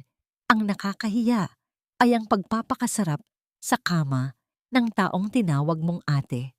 Isang malakas na bulungan ang sumabog sa buong ballroom. Ang mga bisita ay nagsimulang magbulungan. Ang iba ay naglalabas na ng kanilang mga cellphone para i-record ang eksena. Tama na ang drama, Maya. Bulyaw ni Carlos, pilit na binabawi ang kanyang awtoridad. Lahat tayo rito ay alam na hindi ka na naging maayos na asawa. Ang kumpanyang ito ay kailangan ng bagong leader. Isang leader na may malasakit at hindi puro sarili lang ang iniisip. Si Sofia ang napagkasunduan ng pamilya na maging CEO. Kaya pakiusap, umalis ka na bago ko patawagin ang pulis. Isang leader? Napatawa si Maya, isang tawang maikli ngunit puno ng pait. Leader ng ano, Carlos? Leader ng mga linta? Leader ng mga taong walang ibang alam, kundi maglustay ng perang hindi naman nila pinaghirapan? Baliw ka na talaga! Sigaw ni Doña Carmen mula sa gilid. Huwag kayong maniwala sa kanya. Ang babaeng ito ay desperada na dahil hindi niya matanggap na pinalitan na siya ng anak ko. Hinarap ni Maya ang madla. Ang kanyang boses ay naging malinaw at buo, umaalingaw-ngaw sa bawat sulok ng ballroom. Tama si Doña Carmen.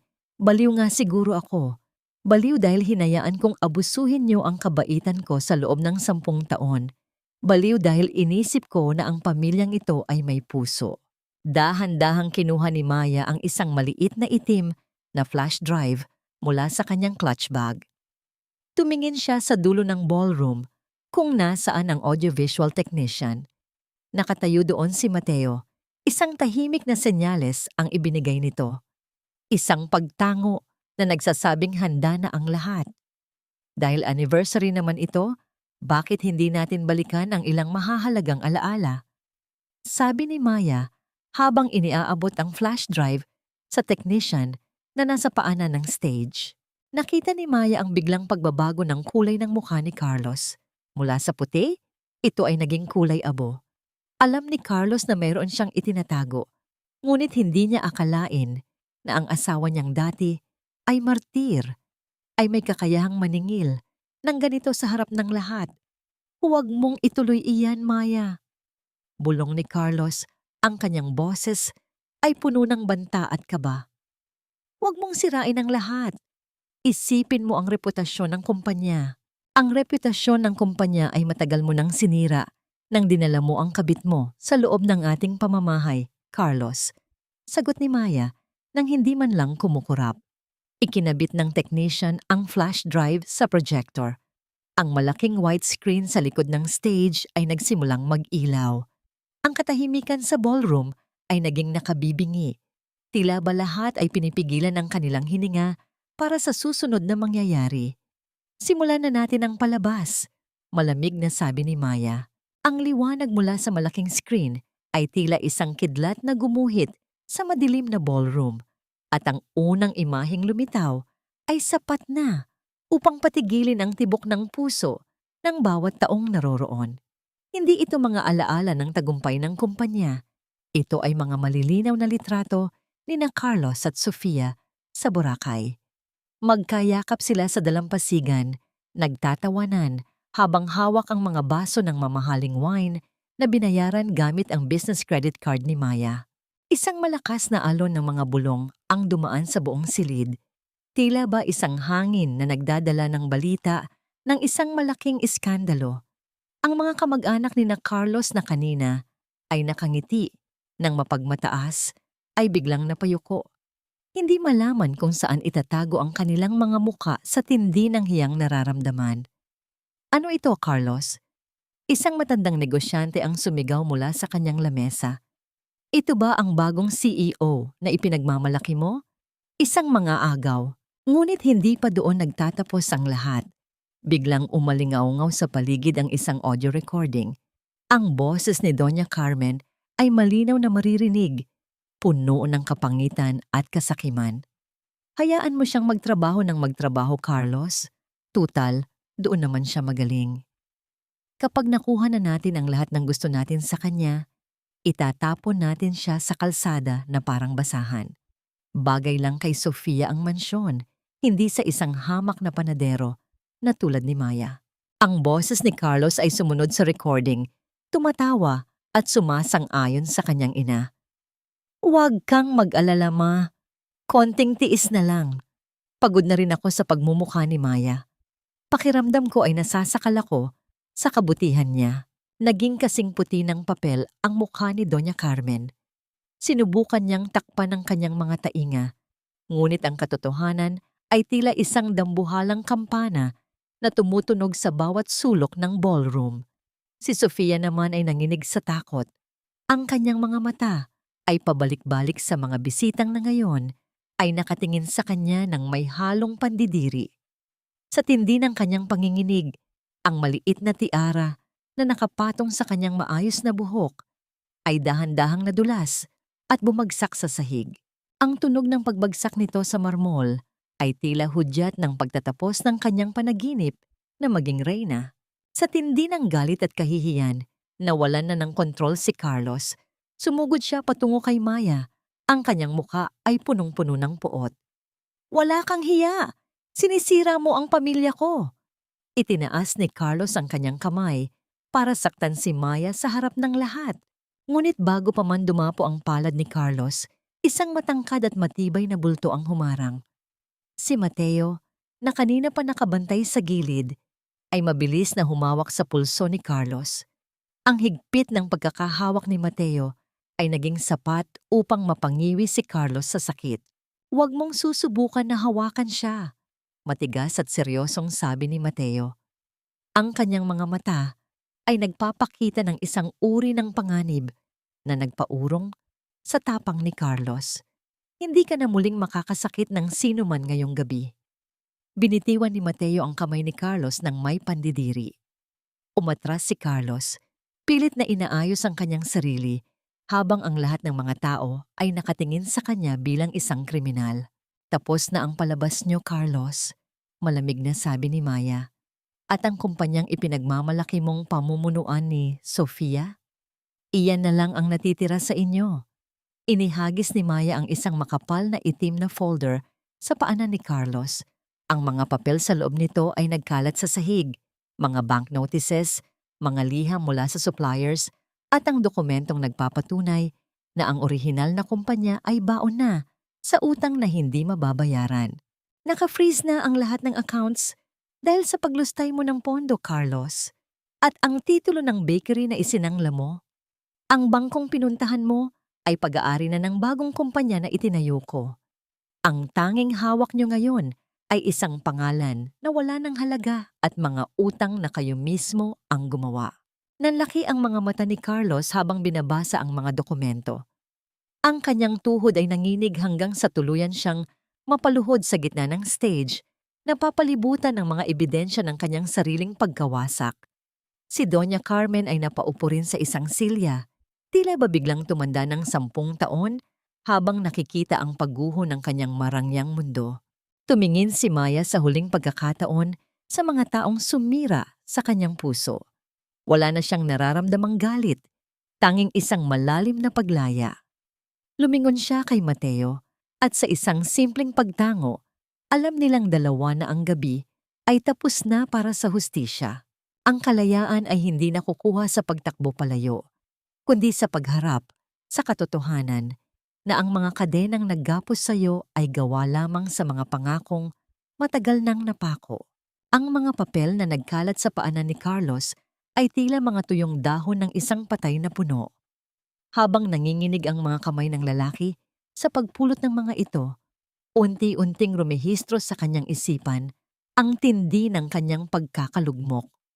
Ang kumpanyang ipinagmalaki niyang pamumunuan ay ang kumpanyang iniwan ni Maya na tanging mga utang, demanda mula sa mga suppliers at mga bayaring hindi natapos ang laman.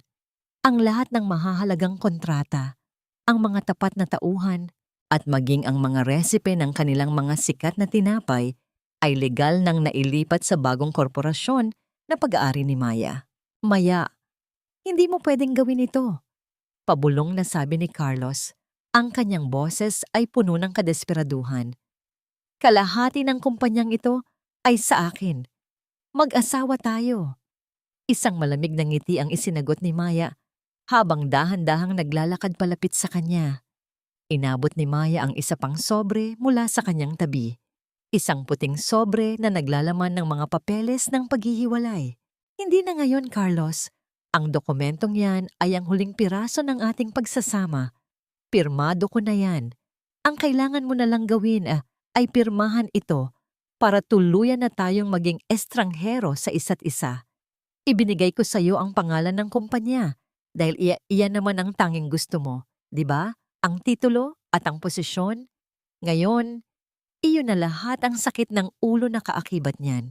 Sa gilid ng stage, hindi na nakayanan ni Doña Carmen ang panunood. Tumayo ang matanda at mabilis na lumapit kay Maya. Wala na ang kanyang pagiging matapobre, napalitan na ito ng isang mapanlinlang na pagsusumamo. Maya, anak, huwag ka namang ganyan. Umiiyak na sabi ni Doña Carmen. Pilit na hinahawakan ang kamay ni Maya. Nagkamali lang ang anak ko, pero pamilya pa rin tayo. Isipin mo ang utang na loob mo sa amin nung nagsisimula ka pa lang. Isipin mo ang lahat ng taon na pinagsilbihan mo kami. Hindi mo kami pwedeng iwan ng ganito. Wala kaming matitira. Dahan-dahang binawi ni Maya ang kanyang kamay. Tinitigan niya ang kanyang biyenan na nang may matatag na paninindigan. Bayad na ako, Doña Carmen. Binili ko ang buhay at kalayaan ko gamit ang bawat patak ng luha at dugo na ibinigay ko sa pamilyang ito sa loob ng 10 taon. Kung meron mang may utang na loob rito, kayo yun sa akin. Pero huwag kayong mag-alala. Hindi ko na kayo sisingilin. Ang makita kayong nakatayo sa gitna ng inyong sariling kasalanan ay sapat ng kabayaran. Tumingin si Maya sa buong ballroom. Ang mga tao ay nakatingin sa kanya nang may halong paghanga at gulat. Wala siyang naramdamang takot o pagsisisi. Huminga siya ng malalim at sa unang pagkakataon, ang hangin na pumasok sa kanyang mga baga ay tila malinis at masarap. Lumingon siya kay Mateo na kanina pa tahimik na naghihintay sa paanan ng stage. Inilahad ni Mateo ang kanyang kamay kay Maya. Isang imbitasyon para lisanin ang madilim na kabanatang ito ng kanyang buhay. Handa ka na ba? Mahinahong tanong ni Mateo. Higit pa sa handa, sagot ni Maya. Magkahawak kamay silang naglakad palabas ng ballroom. Ang bawat hakbang ni Maya palayo sa entablado ay tila pagpunit sa isang pahina ng kanyang buhay na hindi na niya muling babalikan. Nang makalabas sila sa hotel, Sinalubong sila ng malamig at masarap na simoy ng hangin sa ilalim ng maliwanag na buwan. Salamat, Mateo, bulong ni Maya habang nakatingin sa malawak na kalangitan. Para sa bagong simula, Maya, sagot ni Mateo ng may ngiti. Ngunit habang naglalakad sila patungo sa sasakyan, hindi alam ni Maya na ang karma ay nagsisimula pa lamang maningil sa mansyong kanyang iniwan. Kinabukasan, habang ang araw ay sumisikat, ang katahimikan sa gate ng mansyon ni na Carlos ay nabasag ng malalakas na kalampag.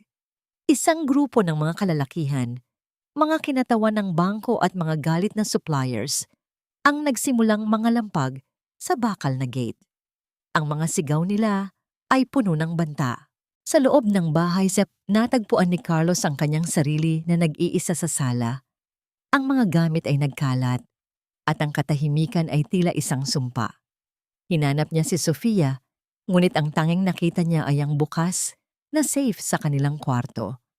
Wala na ang mga natitirang alahas ni Doña Carmen, wala na ang kanyang pasaporte, at wala na ang huling perang itinago niya. Ang ahas na kanyang inalagaan ay tuluyan na siyang nilayasan nang makita nitong wala na siyang mapapala. Ang tunog ng mga kalampag sa gate ay tila naging hudyat ng tuluyang pagkawasak ng kanyang mundo. Minsan, ang pinakamalakas na pag-ibig ay hindi matatagpuan sa mga mabulaklak na salita, kundi sa katahimikan ng isang taong handang manatili sa tabi mo habang pinupulot mo ang mga piraso ng iyong sarili. Isang buwan ang mabilis na lumipas mula nang lisanin ni Maya ang madilim na pasilyo ng kanyang nakaraan. Sa isang tahimik na bayan sa tabing dagat, kung saan ang tanging maririnig ay ang banayad na hampas ng alon sa pampang at ang malambing na huni ng mga ibon, muling binuksan ni Maya ang kanyang puso sa mundo. Dito, sa ilalim ng asul na kalangitan, itinayo niya ang isang maliit na cafe, ang Maya's Hearth. Hindi ito kasing laki ng dati niyang bakery, ngunit bawat sulok nito ay puno ng pagmamahal. Ang halimuyak ng bagong lutong tinapay na humahalubilo sa amoy ng alat ng dagat ay tila isang terapiya sa kanyang sugatang kaluluwa. At sa bawat araw na lumilipas, laging nandoon si Mateo. Ang arkitekto ay hindi na muling bumalik sa magulo niyang buhay sa lungsod. Pinili niyang manatili malapit kay Maya. Hindi siya naging mapilit, hindi siya naging mabilis. Siya ay naging isang tahimik na anino na laging handang tumulong. Isang hapon, abala ang dalawa sa pagpipintura ng pader ng kafe. Nakasuot si Maya ng isang lumang t-shirt na may mga patak na ng puting pintura. Ang kanyang buhok ay nakapusod ng simple. Si Mateo naman, sa kanyang tabi, ay seryosong nag-a-apply ng kulay asul sa mga bintana. Alam mo, Maya, bagay sa'yo ang kulay ng dagat. Komento ni Mateo habang nakangiti, hindi inaalis ang tingin sa ginagawa. Nagbibigay ito ng liwanag sa iyong mga mata. Bahagyang namula ang mga pisngi ni Maya. Salamat, Mateo. Kung hindi dahil sa tulong mo sa disenyo nito, baka mukhang lumang bodega pa rin ito hanggang ngayon. Biglang bumuhos ang isang napakalakas na ulan. Ang langit na kanina ay maliwanag ay biglang nagdilim, at ang tunog ng ulan sa bubong na yari sa lona ay naging nakabibingi. Sa isang saglit, ang katawan ni Maya ay nanigas. Ang malamig na simoy ng hangin at ang tunog ng patak ng ulan ay mabilis na nagdala sa kanya pabalik sa gabing iyon. Ang gabing pinalayas siya sa sarili niyang bahay, ang gabing basang-basa siya sa kalsada habang nanginginig sa kawalan ng pag-asa. Nabitawan ni Maya ang kanyang brush. Ang kanyang mga kamay ay nagsimulang manginig at ang kanyang hininga ay naging mababaw. Ang trauma na akala niya ay natakpan na ng oras ay muling bumangon ng walang babala. Naramdaman ni Mateo ang biglang pananahimik ni Maya. Mabilis siyang lumapit at tumayo sa likuran ng dalaga. Hindi siya agad yumakap. Sa halip, dahan-dahan niyang ipinatong ang kanyang mga kamay sa balikat ni Maya. Sapat lang para iparamdam ang kanyang presensya. Huminga ka ng malalim, Maya. Nandito ako. Wala nang makapananakit sa'yo. Mahinang bulong ni Mateo sa kanyang tabi. Ang init ng kanyang boses ay tila isang kumot na bumalot sa nanginginig na pakiramdam ni Maya. Dahan-dahang humarap si Maya kay Mateo.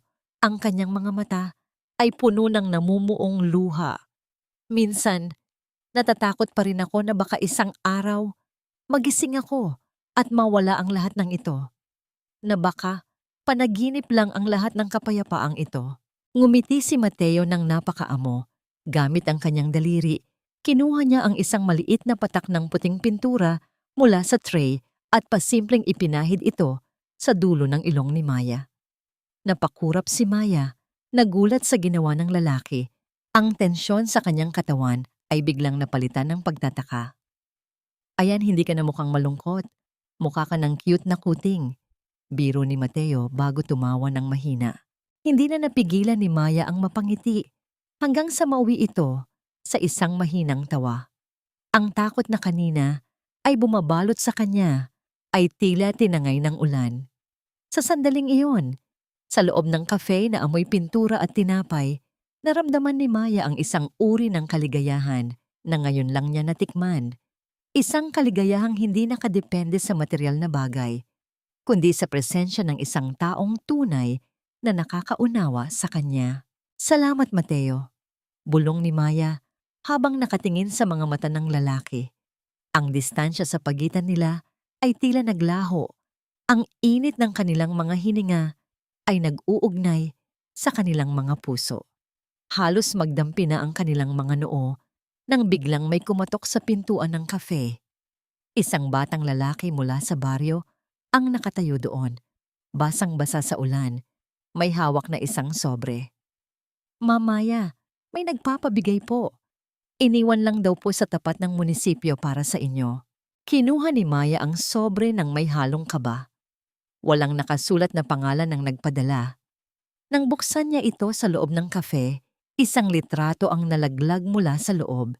Isa itong litrato ng dati niyang mansyon. Ang gate ay nakagapos ng malaking kadena at may nakapaskil na isang dilaw na notice. Foreclosed. Sa likod ng litrato, may mga salitang nakasulat sa isang nanginginig at tila desperadong sulat kamay. Maya, tulungan mo kami. Wala na kaming mapuntahan, nagmamakaawa ako. Patawarin mo ako. Nabitawan ni Maya ang papel. Ang multo ng kanyang nakaraan ay muling kumatok. Hindi para manakit, kundi para magmakaawa. Tumingin si Maya kay Mateo at sa mga mata nito ay nakita niya ang tanong na kinakatakutan niya. Handa na ba siyang harapin ang huling labi ng kanyang kahapon? Ang paniningil ng tadhana ay hindi laging dumarating sa paraang madugo. Madalas, ito ay isang mabagal at tahimik na pagkaubos ng lahat ng bagay na iyong ninakaw mula sa iba. Tinitigan ni Maya ang litrato ng mansyong nakakadena. Walang galit na namuo sa kanyang dibdib, tanging isang malalim na buntong hininga na tila naglalabas ng huling bakas ng usok mula sa isang sunog na matagal nang naapula. Ang utang na loob na palaging ibinabato sa kanya ng pamilya ni Carlos ay tuluyan ng naging abo, kasabay ng pagkawala ng kanilang marangyang buhay. Kinabukasan, isang hindi pamilyar na bulto ang huminto sa tapat ng Maya's hearth. Malayo pa lang, kitang-kita na ang pagkakaiba nito sa mga masasayang turista sa tabing dagat. Ang lalaki ay nakasuot ng kupas at maduming polo. Ang kanyang mga balikat ay nakayuko. At ang kanyang bawat hakbang ay tila may dalang bigat ng 100 kasalanan. Si Carlos, napatigil si Maya sa pag-aayos ng mga silya sa labas. Ang lalaking nasa harap niya ngayon ay malayo sa mapagmataas na Carlos na kilala niya. Ang kanyang buhok ay magulo. Ang kanyang mukha ay tila tumanda ng 2 dekada. At ang kanyang mga mata ay wala ng ningning. Tanging kadesperaduhan na lamang ang natitira. Maya. Ang boses ni Carlos ay basag, tila galing sa isang lalamunang tuyong-tuyo. Lumabas si Mateo mula sa loob ng kafe, hawak ang isang tray ng kape. Agad siyang tumayo sa gilid ni Maya. Ang kanyang anyo ay tila isang pader na hindi pwedeng tinitigan ng diretso. Ang kanyang mga mata ay nanatiling seryoso. nakabantay sa bawat galaw ng lalaking sumira sa buhay ng babaeng minamahal niya. "Anong ginagawa mo rito, Carlos?" Mahinahong tanong ni Maya. Wala siyang balak sumigaw.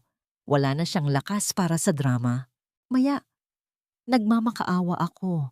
Tulungan mo kami," sabi ni Carlos, at bigla itong napaluhod sa buhanginan. Sa harap mismo ng kafe, ang kanyang mga luha ay nagsimulang gumulong sa kanyang maduming pisngi. Nilayasan ako ni Sofia. Tinangay niya ang lahat. Ang mga huling alahas ni Mama, ang pera sa vault, pati ang huling dignidad ko. Si Mama, na-stroke siya, Maya. Wala kaming pambayad sa ospital. Pinapalayas na kami sa inuupahan naming kwarto. Nakinig si Maya. Naalala niya kung paano siya itinuring ni Doña Carmen na parang basura. Naalala niya kung paano siya pinagtulungan ng mag-ina para lamang makuha ang kanyang mga pinaghirapan. Ngayon, ang tadhana na mismo ang gumagawa ng paraan para iparamdam sa kanila ang lamig ng kalsada na ipinaranas nila sa kanya. "Maya, alam kong mabuti ang puso mo," patuloy ni Carlos, pilit na inaabot ang dulo ng palda ni Maya. "Patawarin mo ako. Kahit konting tulong lang para kay Mama. Pangako, magbabago na ako. Babawi ako sa'yo." Tiningnan ni Maya ang mga kamay ni Carlos na puno ng dumi. Naalala niya noong araw na siya pa ang laging naglilinis ng mga sapatos nito, tinitiyak na perpekto ang lahat bago ito pumasok sa trabaho. Ngayon, kahit ang dumi sa kuko ni Carlos ay tila hindi na niya kayang hawakan. "Pinatawad na kita, Carlos," sabi ni Maya, at ang boses niya ay kasing lamig ng hangin sa dagat. "Pinatawad na kita dahil ayaw ko nang dalhin ang bigat ng galit ko sa'yo sa bawat paggising ko. Pero Carlos, ang pagpapatawad ay hindi nangangahulugang babalik ako sa dati. Ang pagpapatawad ay para sa ikatatahimik ng kaluluwa ko, hindi para sa ikagiginhawa ng buhay mo." "Pero si Mama, paano siya?" hagulgol ni Carlos. "Ginamit niyo ang utang na loob para saktan ako. Ngayon, gamitin mo ang natitira mong lakas para panindigan ang mga maling desisyon niyo," dagdag ni Maya. Sumubsob si Carlos sa buhangin. Ang kanyang mga palad ay nakabaon sa lupa. "Wala na akong mukhang maihaharap sa mundo, Maya. Wala na akong natitira, kundi ang pagsisisi." Lalong humigpit ang hawak ni Mateo sa tray, ngunit nanatili siyang tahimik. Nakikita niya ang katatagan ni Maya. Hindi ito ang Maya na marupok. Ito ang Maya na natuto ng pahalagahan ang sarili. Sa tindi ng kadesperaduhan, pilit na tumayo si Carlos at sinubukang hawakan ang binti ni Maya para muling magmakaawa. Ngunit bago pa man dumapo ang kanyang mga daliri, mabilis na binitawan ni Mateo ang tray sa lamesa at humarang sa gitna. Ang malakas na kamay ni Mateo ay tumama sa dibdib ni Carlos. Pilit itong itinayo at inilayo kay Mia. "Huwag mong hahawakan ang mapapangasawa ko," matigas at nagbabagang sabi ni Mateo. Ang kanyang boses ay tila isang babala na hindi dapat baliwalain. Napatigil si Carlos. Ang salitang mapapangasawa ay tila isang huling taga na pumatay sa anumang pag-asa niyang muling maibalik ang nakaraan. Tumingin siya kay Maya at nakita niya sa mga mata nito ang kumpirmasyon ng sinabi ni Mateo. Hindi na muling makakabalik si Carlos sa buhay ni Maya. Ang pintong minsan niyang sinara nang may kalupitan ay tuluyan ng binakuran ng isang pag-ibig na mas matatag at mas totoo kaysa sa anumang bagay na naibigay niya. May mga kabanata sa buhay na kailangang tapusin ng may pait upang magkaroon ng puwang ang isang panimulang puno ng tamis. Ang salitang mapapangasawa na binitiwan ni Mateo ay tila isang malakas na kulog na nagpatahimik sa buong paligid. Maging ang hampas ng alon sa pampang ay tila huminto upang saksihan ang huling pagkagapi ni Carlos. Napatingala ang lalaking nasa buhanginan. Ang kanyang mga mata ay nanlalaki sa gulat habang nakatingin sa kamay ni Mateo na protektadong nakapatong sa balikat ni Maya. "Mapapangasawa?" Bulong ni Carlos, ang boses ay puno ng pait. Maya, ganun na ba kabilis? Pagkatapos ng 10 taon natin, ipapalit mo ako sa lalaking ito? Dahan-dahang humakbang si Maya mula sa likuran ni Mateo. Hindi na siya nagtatago. Tumayo siya ng matuwid sa harap ng lalaking minsan niyang inalay ang buong buhay. Tinitigan niya ang magulo at maduming anyo ni Carlos. Wala na siyang makitang bakas ng lalaking minahal niya noon. Ang nasa harap niya ngayon ay isang hungkag na anino ng kasakiman. Hindi kita ipinalit, Carlos. Matagal mo nang binitawan ang karapatan mo sa akin noong gabing dinala mo ang ibang babae sa ating kama. Mahinahong sagot ni Maya. Ang bawat salita niya ay malinaw, walang halong galit, tanging katotohanan. Ang 10 taon na sinasabi mo ay 10 taon ng aking pagpapakabulag.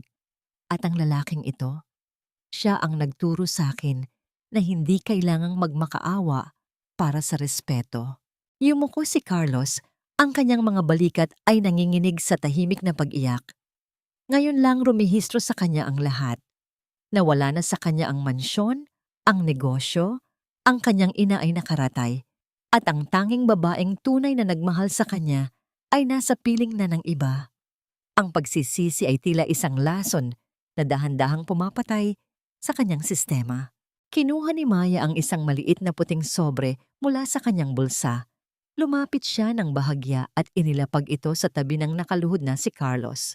Naglalaman niya ng sapat na pera para sa tiket mo pabalik ng Maynila at konting pambili ng gamot ni Doña Carmen, sabi ni Maya. Ito na ang huling tulong na matatanggap mo mula sa akin.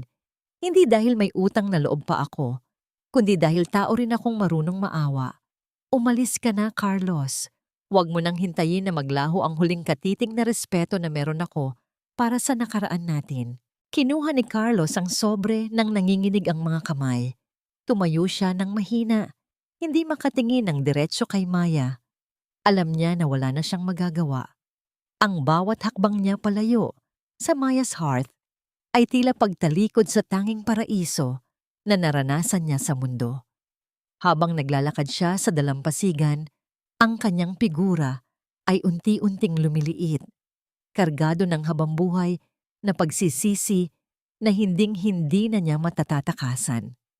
Nang mawala na sa paningin si Carlos, nanatiling nakatayo si Maya sa tapat ng dagat.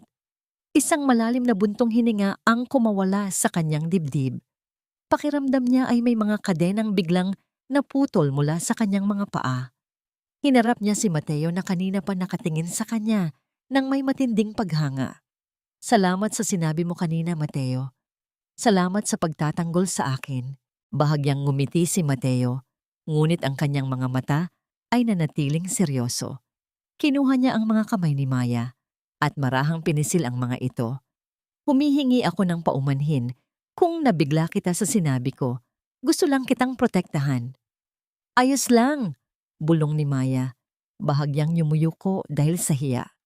Pero, totoo ba yung sinabi mo? Natahimik si Mateo ng ilang sandali.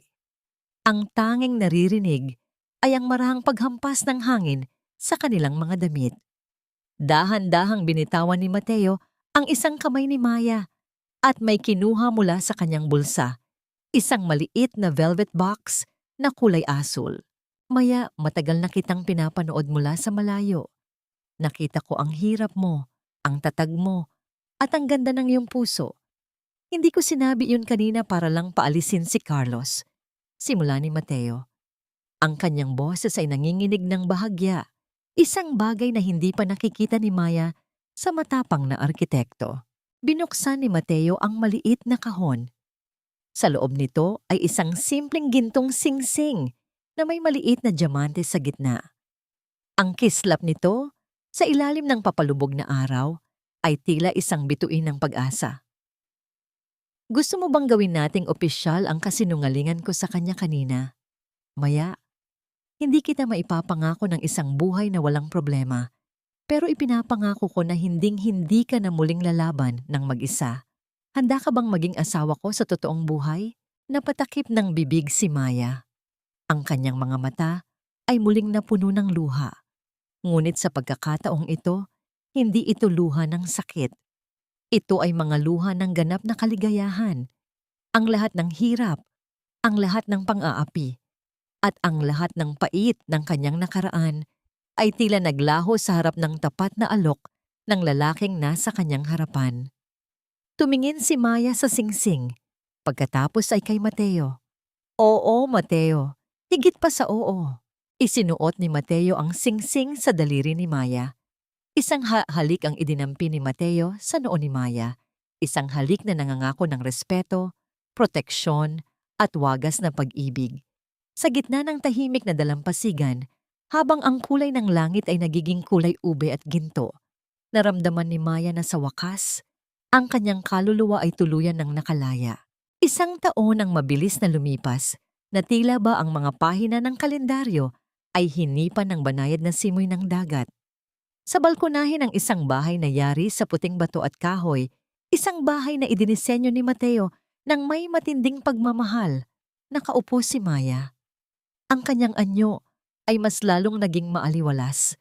Ang kanyang balat ay tila may sariling liwanag. At ang kanyang mga mata ay wala na ang bakas ng pagod at takot na dati ay laging naroon. Dahan-dahang hinaplos ni Maya ang kanyang malaki ng tiyan. Sa loob ng ilang linggo, isisilang na niya ang bunga ng kanilang pagmamahalan ni Mateo. Sa bawat pintig ng buhay sa loob niya, nararamdaman ni Maya ang ganap na paghilom ng kanyang nakaraan. Ang Maya's Hearth ay hindi na lamang isang maliit na cafe. Naging sentro na ito ng komunidad, isang lugar kung saan ang amoy ng mainit na tinapay ay nagbibigay ng pag-asa sa bawat dumadaan. Isang lumang dyaryo ang nasa lamesa sa kanyang tabi, ngunit hindi na niya ito binubuksan ng may kaba. Nabalitaan niya mula sa isang kaibigan sa Maynila na ang hustisya ay tuluyan ng naningil sa mga taong sumira sa kanya. Si Sofia ay kasalukuyan ng nakapiit sa kulungan dahil sa kasong estafa at pagnanakaw sa ibang mga biktima pagkatapos niyang takasan si Carlos. Si Doña Carmen naman ay nananatiling lumpo at hirap magsalita, naninirahan sa isang maliit na inuupahang kwarto sa squatters area. Si Carlos, nabalitaan niyang namamasada ito ng tricycle sa ilalim ng init ng araw. Tinitiis ang pagod at kahihiyan para lamang may maipakain sa kanyang ina at pambili ng gamot. Wala ng mansyon, wala ng marangyang damit, wala ng kapangyarihan. Ang bawat sentimong ninakaw nila mula kay Maya ay binabawi na ng tadhana sa paraang pinakamakasakit, ang mabuhay ng may alaala ng isang paraisong winasak nila mismo. Naramdaman ni Maya ang purong kapayapaan. Pinatawad na niya sila, hindi dahil karapat-dapat silang patawarin, kundi dahil ang kanyang puso ay masyadong puno ng kaligayahan para bigyan pa ng puwang ang anumang puot. Narinig ni Maya ang marahang tunog ng pagbukas ng pinto. Iniluwan nito si Mateo. Suot ang kanyang salamin at ang kanyang pamilyar na ngiti. May dala siyang isang maliit na supot. Nandito na ang paborito mong ensaymada, mahal. Malambing na sabi ni Mateo. Lumapit siya kay Maya at dahan-dahang idinampi ang kanyang labi sa noo ng asawa bago lumuhod para hagkan din ang kanyang tiyan. Kumusta ang mag-ina ko? Napangiti si Maya. Kinuha ang ensaymada. Ang tinapay na minsan ay naging simbolo ng kanyang pinakamasakit na gabi. Ngayon ay simbolo na ng kanyang pinakamatamis na simula. Mabuti kami, Mateo. Salamat sa pag-uwi ng maaga. Hinding-hindi ako mahuhuli sa pag-uwi sa iyo, Maya. Ikaw ang tahanan ko. Bulong ni Mateo habang pinagsasaluhan nila ang katahimikan ng papalubog na araw. Habang pinapanood nila ang unti-unting paglamig ng kalangitan at ang pagsibol ng mga unang bituin, napagtanto ni Maya ang isang makahalagang aral. Ang tunay na pag-ibig ay hindi nasusukat sa kung gaano kakahusay magtiis sa gitna ng pang-aabuso. Ang tunay na pag-ibig ay matatagpuan sa tapang mong piliin ang iyong sarili. Bitawan ang mga kadenang nagpapabigat sa iyo hanggang sa dumating ang taong ituturing kang isang reyna at poprotektahan ang iyong puso ng higit pa sa kanyang sarili. Ang bawat tinapay na niluluto ni Maya ay hindi na lamang pagkain. Ito ay ebidensya ng isang babaeng nadurugman ay muling nabuo ng mas matatag, mas matapang, at mas puno ng pag-asa. Sa huling sulyap ni Maya sa malawak na dagat, nalaman niya sa kanyang puso. Tapos na ang giyera, tapos na ang ulan. Oras na para lasapin ang tamis ng buhay na pinaghirapan niyang bawiin.